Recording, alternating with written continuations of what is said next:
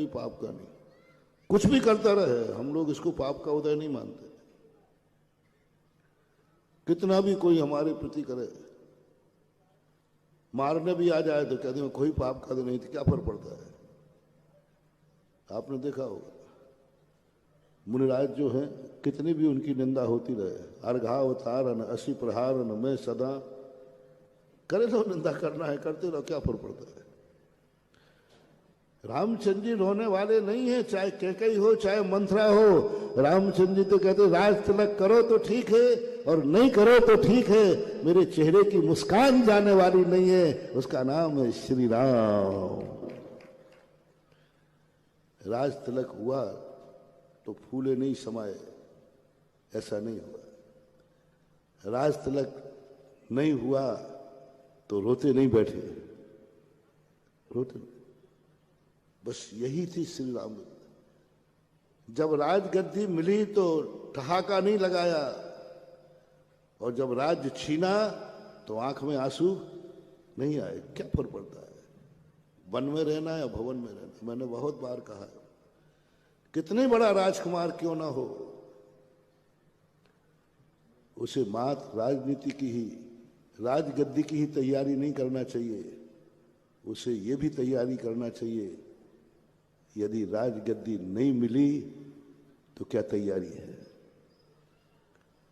क्या तैयारी है। राजगद्दी नहीं मिलती है तो क्या होगा, राजगद्दी नहीं मिलती है तो क्या तैयारी है।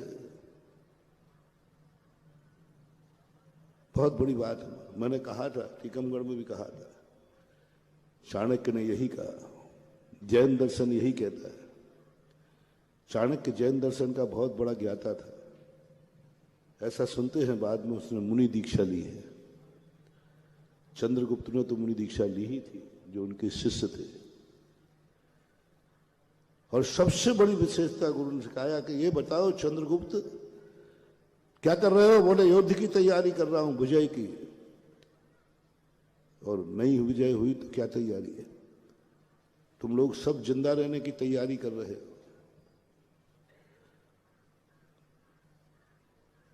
कल सब लोग जिंदा रहेंगे कि नहीं, हम भी हैं। हाँ महाराज, इतना तो रहेंगे, इतना तो है। कल्पद्रुम महाराज सक्रियकरण हो गया अब नहीं, मैं पूछ रहा हूं कल यदि जिंदा नहीं रह पाए, मौत आ गई तो क्या तैयारी है, क्या तैयारी। जीने की तो सब तैयारी कर लेते हैं, मौत आ गई तो क्या तैयारी। तुम रास्ते में जाते हो, तैयारी है कि मैं शिखर जी पहुंच जाऊंगा। सबने तैयारी की है कि नहीं। शिखर जी जाना है, पहुंचेंगे। वहां कमरा भी रिजर्व हो गया, रिजर्वेशन भी हो गया। महाराज बिल्कुल तो इतने घंटे में शिखर जी पहुंच जाऊंगा। बस एक बात मेरी सुनते जाना है, नहीं पहुंच पाए तो क्या तैयारी है। रास्ते में यदि कुछ हो गया तो क्या तैयारी है। महाराज आप अशुभ क्यों बोलते हो, यही तो आप में गड़बड़ी है। आप ये बोलो ना, जाओ मेरा आशीर्वाद है, कोई कुछ नहीं बिगड़ेगा। महाराज ऐसा अच्छा बोला करो, खोटा खोटा बोलो।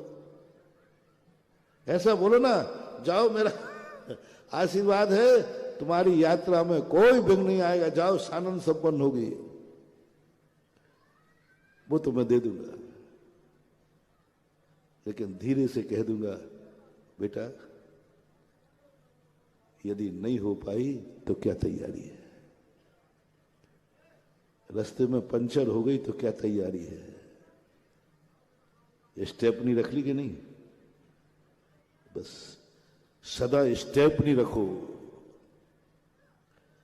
सदा तैयारी रखो। साधु एक ही बात पर खुश रहता है।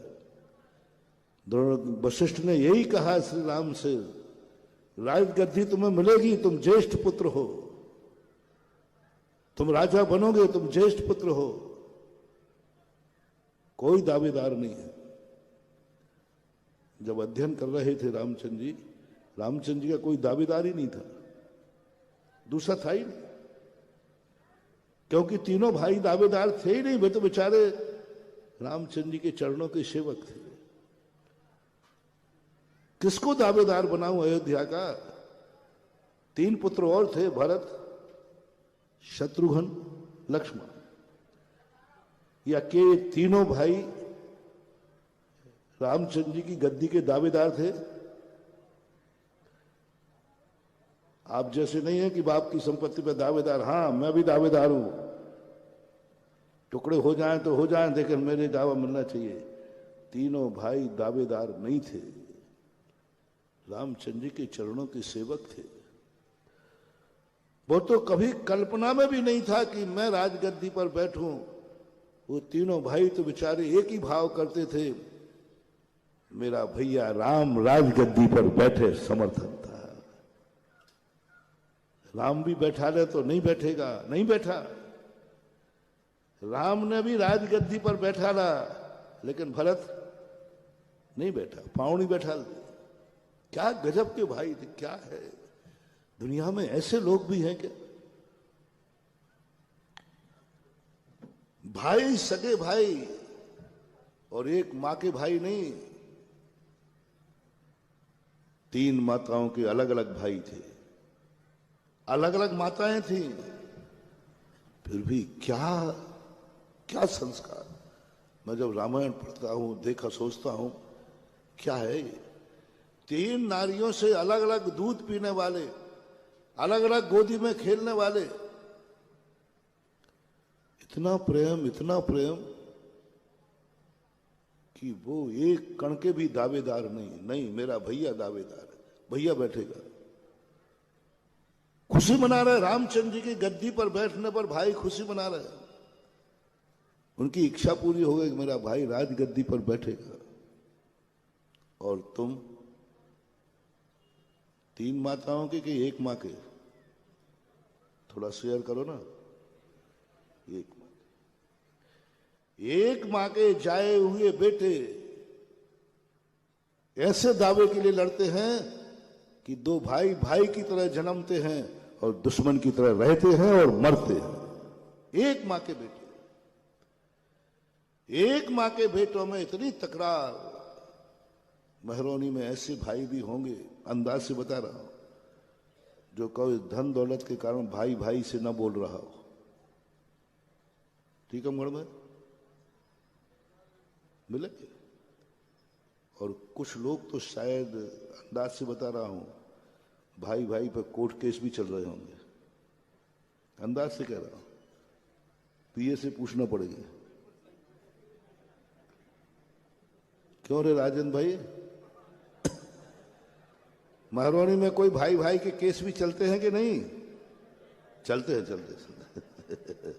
बैठ जाओ, बैठ जाओ। आज भी उदाहरण सुने। कहते हैं सौतन सबसे ज्यादा खतरनाक होती है, सौतन खतरनाक होती है, लेकिन सौतन का जाया हुआ बेटा खतरनाक हो, यह कोई नियम नहीं है। सौतन हो सकती है खतरनाक, क्योंकि उसने अलग वंश से आई है, लेकिन बेटा खतरनाक हो ऐसा कोई नियम नहीं। स्त्रियां कितने भी हो, बाप तो एक था ना। स्त्रियां 3 थी, लेकिन पिता एक था। मां का संस्कार नहीं, पिता का संस्कार आता है संतान में। प्रकृति ने नियम दिया, मां का संस्कार बेटे में नहीं आता है, पिता का आता है। इसलिए बेटे को मां का गोत्र नहीं चलता, पिता का गोत्र चलता है। गोत्र किसका चलता है बेटे में? पिता का। क्यों? प्रकृति कहती बेटे में मां का संस्कार नहीं, पिता का संस्कार आएगा। पिता जो संस्कार देगा, पिता जो वंश करेगा, पिता के कुल का दीपक बनेगा, मां के कुल का नहीं। ये प्रकृति के नियम है, समाज के नियम है। और वो दिखा दिया उन तीनों भाइयों ने, नहीं, राजगद्दी श्री राम को मिलेगी।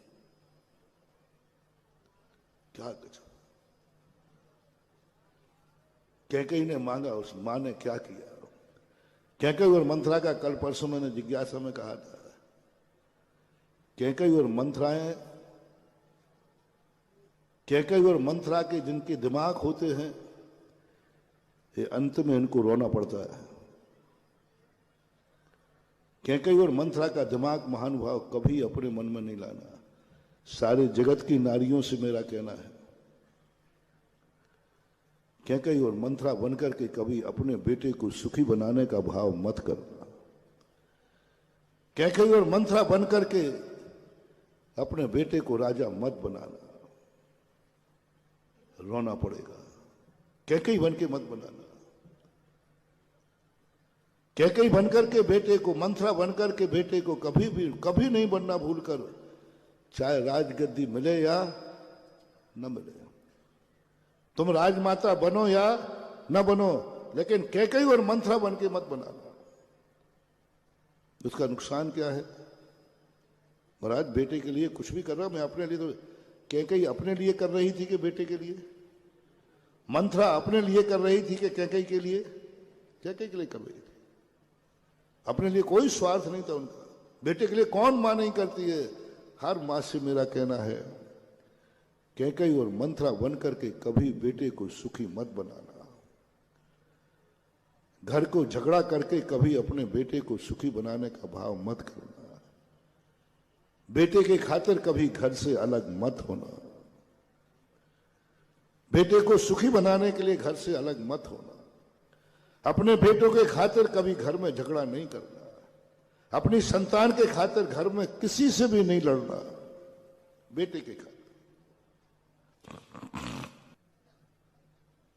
अपने खातिर लड़ो, अपने पति से लड़ो, अपने पिता से लड़ो, जिससे लड़ना हो लड़ो, अपने खातिर। संतान के खातिर मत लड़ना। संतान के खातिर घर मत तोड़ना। संतान के खातिर नीति विरुद्ध मत चलना, नहीं तो ऐसे रहोगे। ये जितनी मंथराएं होती हैं, कैकेयी और कैकेयी और मंथरा का दिमाग कहीं भी हो, कितने बड़ा भी घर क्यों ना हो, कैकेयी और मंथरा का दिमाग जिस घर में आ जाता है, वो घर कभी साबुत। जब रामचंद्र जी का घर नहीं रह पाया, वो स्वर्ग नहीं बन पाया, नरक बन गया, तो तुम्हारा घर तो कौन सा हुआ? कहीं भी हो, कैकेयी और मंथरा का दिमाग कहीं भी हो, चाहे राजघराना हो, चाहे समाज हो, चाहे तुम्हारा घर हो, यहां तक कि सारे दर्शनों में आप उठा के देखो, साधु संतों के संग भी हो, यदि वहां स्त्रियों की मंथरा और कैकेयी बन गए, अभी संग सुरक्षित नहीं है। कैकेयी और मंथराओं का जहां भी चलेगा, वे सब टूटे बिना, चाहे संग हो तो संग टूटेगा, समाज है तो समाज टूटेगा, और घर है तो घर टूटेगा। मैं अपने लिए थोड़ी कर रही हूं, यही तो कह रहा हूं, अपने लिए कर ले। मैं अपने लिए थोड़ी लड़ रही हूं, मैं अपने लिए थोड़ी अलग हो रही हूं। नारी बहुत होशियार है। पति कहता है, देखो हम लोग भाई, हम अपने लिए नहीं लड़ रहे हैं, हमने तो तुम्हारे साथ भोग ली, जैसे भोगेंगे और भोग लेंगे, हम तो तुम्हारे बेटों के लिए लड़ रही हूं। मैं फैंसी ड्रेस सही कर लेता हूं,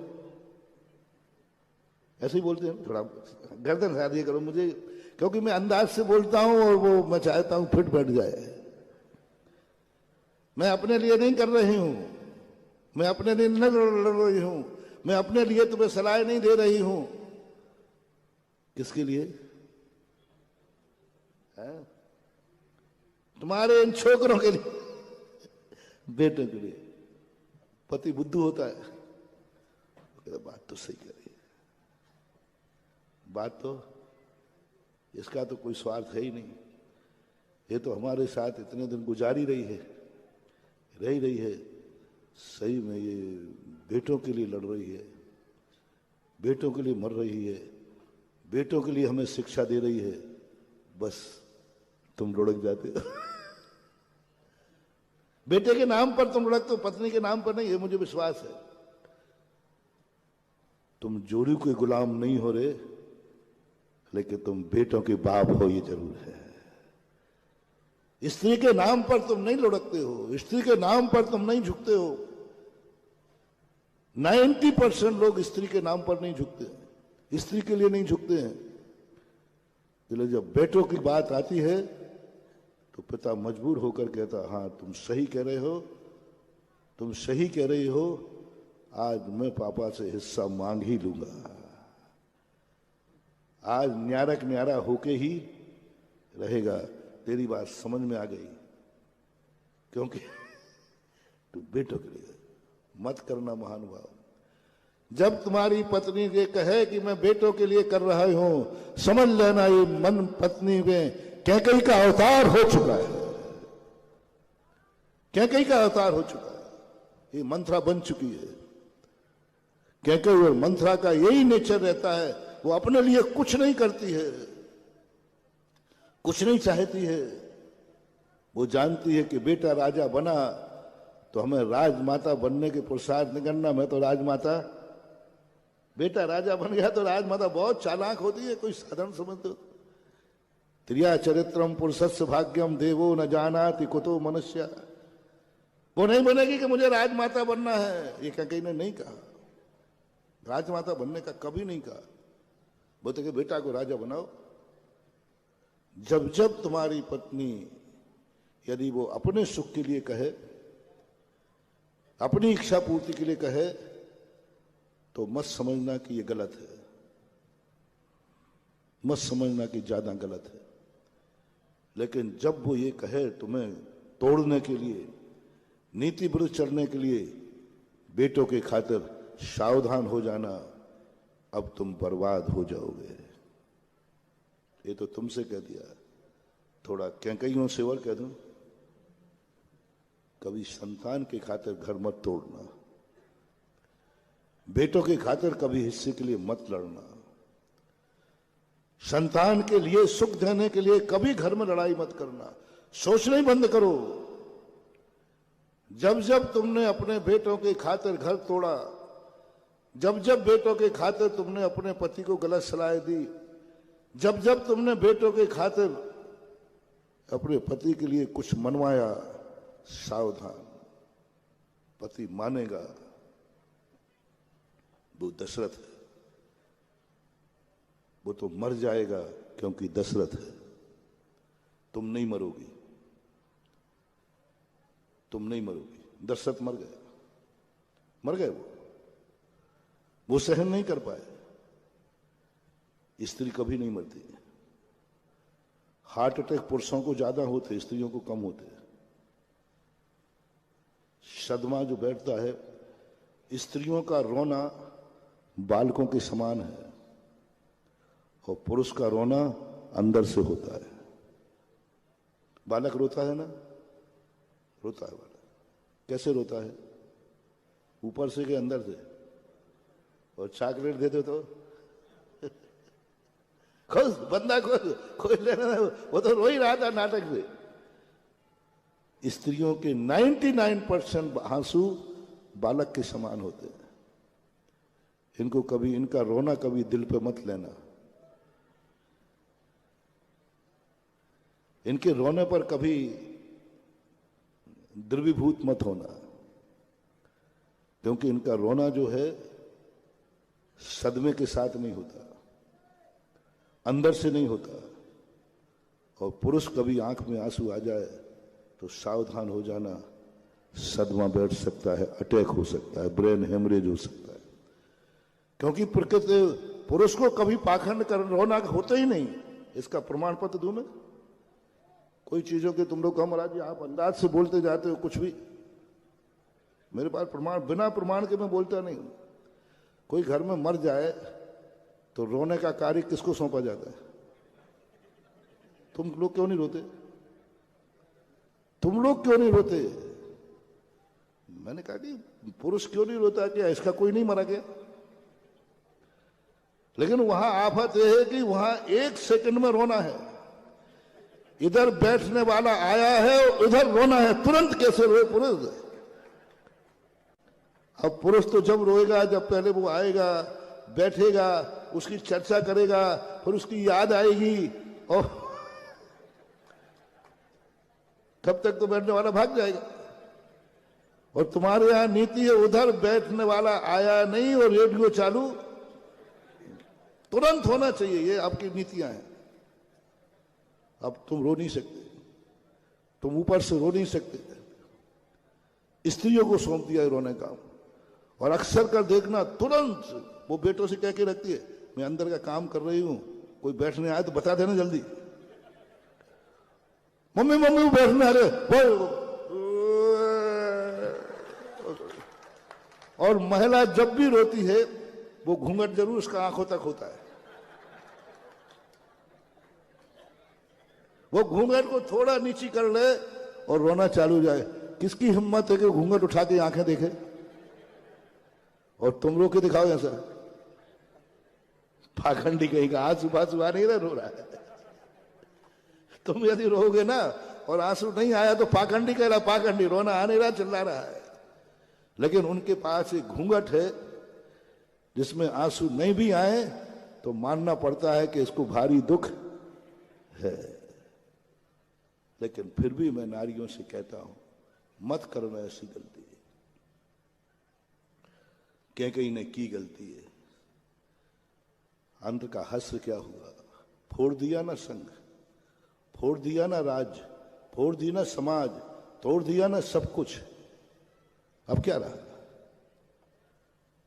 अंत में राम तो फिर भी राजा बन गए, लेकिन कैकेयी जिंदगी भर भरत के मुख से मां शब्द नहीं सुन पाया, तरस गई। भरत क्या बोलता था? पहली बात तो भरत को मां भी राजगद्दी नहीं बोल पाई। जनकर जननी जान न पाई जिसको, वह माता भी उसको जान नहीं पाई। जिसके लिए बेटे को मांगा, राज्य मांगा, उसी ने नकार दिया। और बेटा कैसा निकला? मां की तरफ से राज, अयोध्या से भी राज, और श्री राम ने भी राज चित्रकूट में दे दिया। भरत जाओ 14 वर्ष का राज करो। प्रशंसनीय देखो, अब तो भैया ने भी कह दिया ना कि देखो भरत, मैं तो वनवास जाऊंगा, तुम राजगद्दी संभालो। गजब। पंचायत ने भी निर्णय दे दिया। जनक सरपंच बने थे और जनक सरपंच बने तो रामचंद्र जी ने कहते अपने ससुर सरपंच है, अपन जीतेंगे।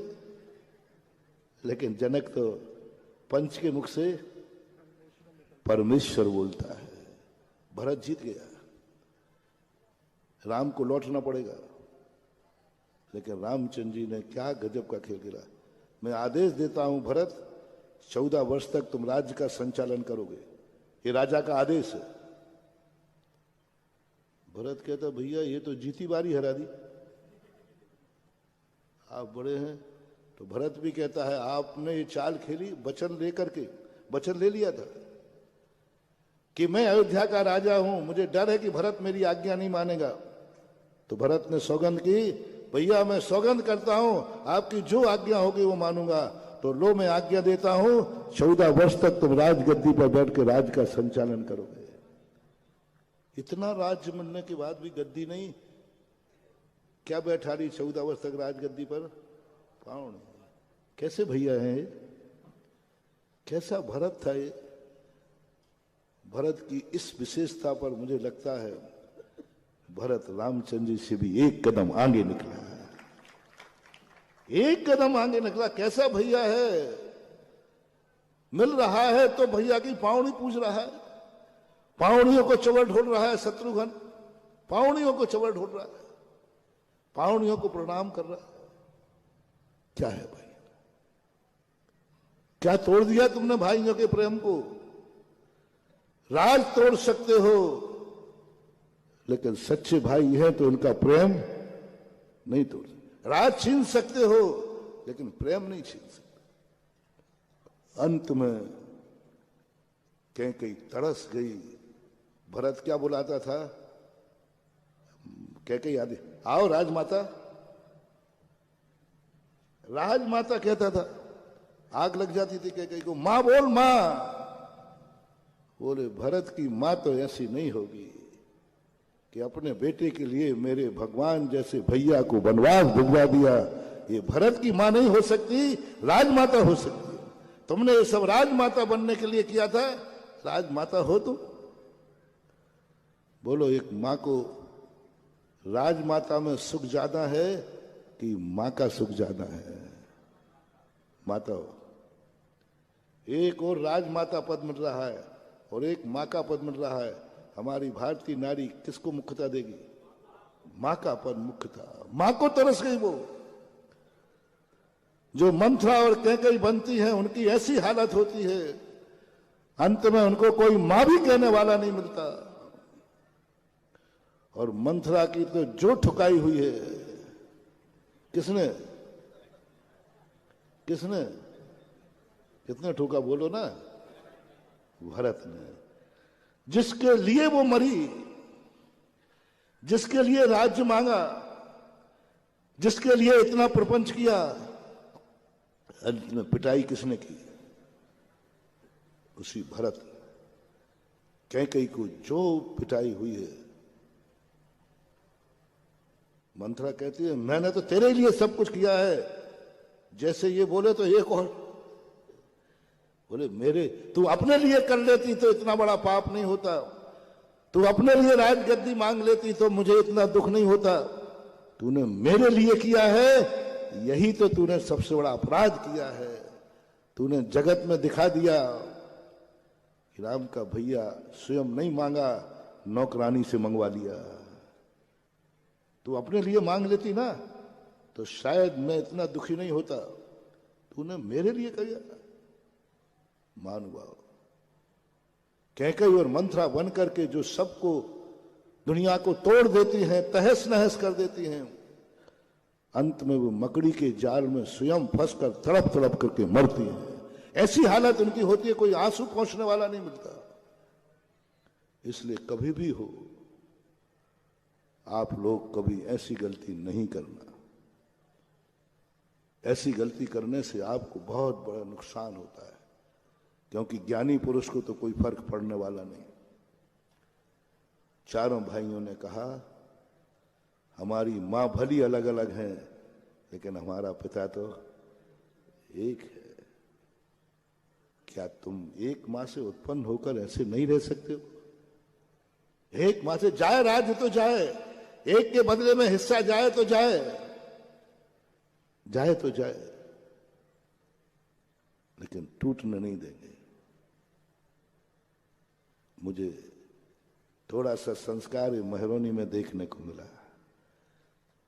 यहां दो भाइयों में सौधर्मेंद्र की बोली ले ली। अब दोनों भाइयों में एक ही है, सौधर्मेंद्र कौन बने पंच कल्याणक का? दोनों ने 2 दिन की बहस में मैंने समझा क्या करूं मैं। और किसकी इंद्राणी सची नहीं बनने का भाव करे? सबके भाव होते। मेरे पर निर्णय आया मैं किसके पक्ष में जाऊं? मुझे तो दोनों प्यारे। एक के पक्ष में जैसे तैसे मैंने मन बनाया। चलो एक को कह दूंगा तेरा व्यापार ठीक नहीं है, तूने एक जीत जाएगा। तो वो कहता है ठीक है, मैं आज से व्यापार बंद करता हूं। क्या मैं व्यापार बंद करता हूं, अब क्या बहाना कहूं? अंत में जाकर दोनों भाइयों ने एक भाई को समर्पित कर दिया। एक भाई बड़े भाई को समर्पित करके छोटा भाई पीछे हट गया। बड़ा भाई ने राम का रोल किया तो छोटे भाई ने भरत का रोल करके आदर्श प्रस्तुत कर दिया। चाहते दोनों तो आज सौधर्मेंद्र की बोली नहीं लगाना पड़ती, लेकिन छोटे भाई ने कहा नहीं, हम पीछे हटते हैं, भाई का भाव है, बन जाने। यही तो मौके होते हैं, और क्या। तुम सौधर्मेंद्र भली नहीं बने हो, लेकिन सौधर्म से भी बहुत बड़ा पुण्य तुमने कमा लिया है।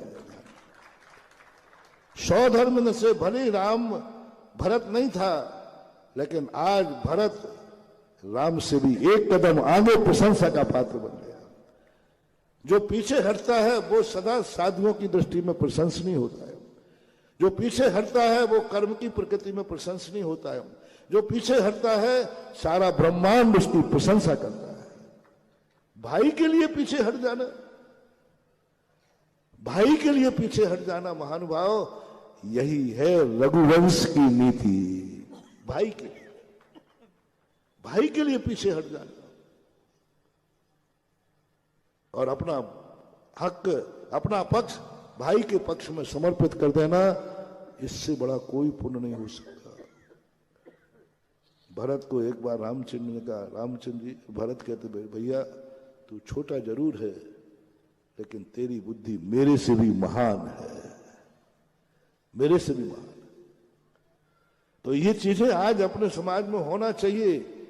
इन पंच कल्याण के इसका कार्यक्रम का ये उपाय होना चाहिए कि आज कोई भी व्यक्ति महरौनी में, परिवार में कभी भी कोई स्त्री मंथरा और कैकेयी नहीं बनेगी। ये इच्छा पूर्ति यहां से होना चाहिए, ये लेना चाहिए। लेकिन फिर भी अपना मूल प्रसंग चल रहा था कि महाराज को सबसे बड़ा पाप कर्म का उदय कब होता है? जिस समय उसकी निंदा होती है। महान आत्मा राज छीन लेते हो तब दुख होता है? नहीं। निंदा हो, बुराई हो, गालियां दो, घर से निकारे, तन बिदारे, पूजा में पढ़ देना, कोई फर्क नहीं पड़ता। ये कोई बड़ा पाप कर्म का उदय नहीं। सबसे बड़े पाप कर्म का उदय होता है जब साधु आहार लेने जाता है। बहुत फीलिंग होती है। मैं तो भगवान से कई बार कहता हूं, भगवान 2-4 उपसर्ग और दे दो, बस झेल लूंगा, लेकिन ये आहार बंद करा दो बस। ये अंजलि यूं करना पड़ती है, ये उपसर्ग में तो यूं बैठता हूं और आहार में बस एक सबसे बड़ा कमजोरी होती है, अशुभ होता है। इसलिए साधु आहार ले रहा है इसको अच्छा मत कहना। साधु का आहार ले रहा है इसको अच्छा मत कहना। साधु उसको बुरा मानता है। यदि साधु का आहार देखने जाओ तो ये देखना कि वो दिन कब आएगा जब मैं भी शोध करके आहार करूं, मैं भी शुद्ध आहार करूं, मैं भी अंतराय पालन करूं, मैं भी खड़े होकर आहार लूं, मैं भी पानी पात्र में आहार लूं। ये देखने के लिए महाराज का आहार देखने जाना चाहिए। महाराज बनना हो तो महाराज का आहार देखने जाओ। महाराज का आहार देखोगे तो एक दिन महाराज बनोगे, बनना पड़ेगा।